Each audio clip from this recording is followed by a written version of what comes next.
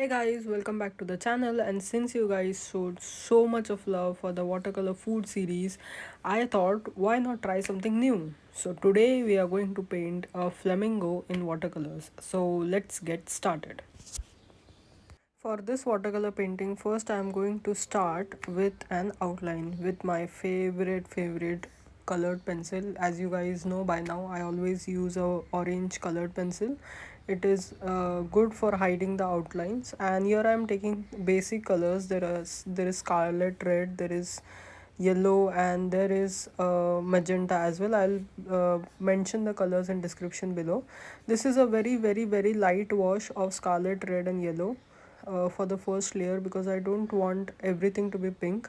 I want shades to be there in this painting. So here you can see me doing a very light layer, and here I'm also picking up color with a dry brush. This is a very good technique. You guys should also try in your paintings, which I would like to see.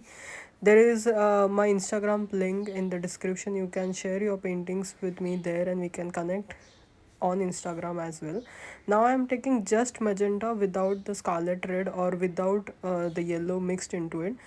And as you can see, I'm just leaving some portions out because I want the base color to shine out from here as well. So this is still a very light wash of magenta. And yes, I'm going to do something about the bottom part because I don't like right now the way the neck is just popping out from the paper. As you just saw, I just picked up some of the color as well. And now I'm taking a much darker paint or color on my brush, so there is more pigment this time. And you can see that I am going over some areas because I want those areas to be dark, and of course some areas will be light. Always remember that in your paintings there have to be some lighter areas and some extremely dark areas that will give your painting a really nice, realistic and good looking look, yeah. And they won't look flat. So yeah, here I am going over the beak.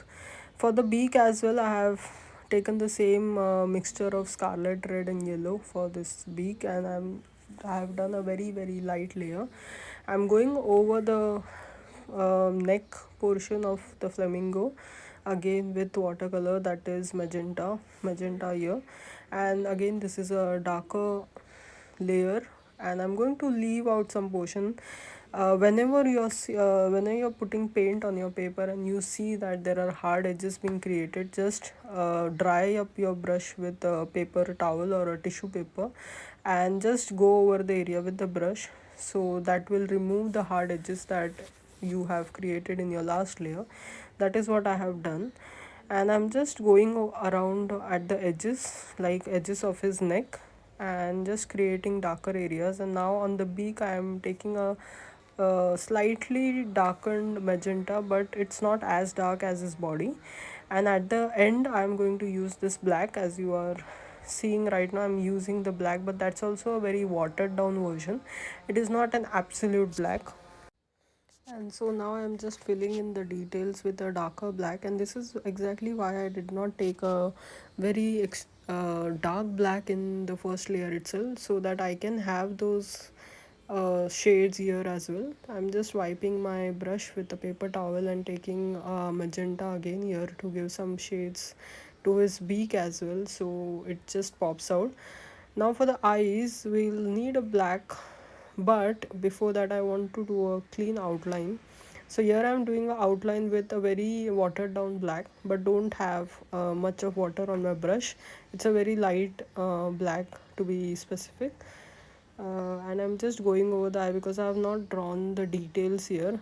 I'm just going by my senses that this is going to look good here. I'm just placing it here.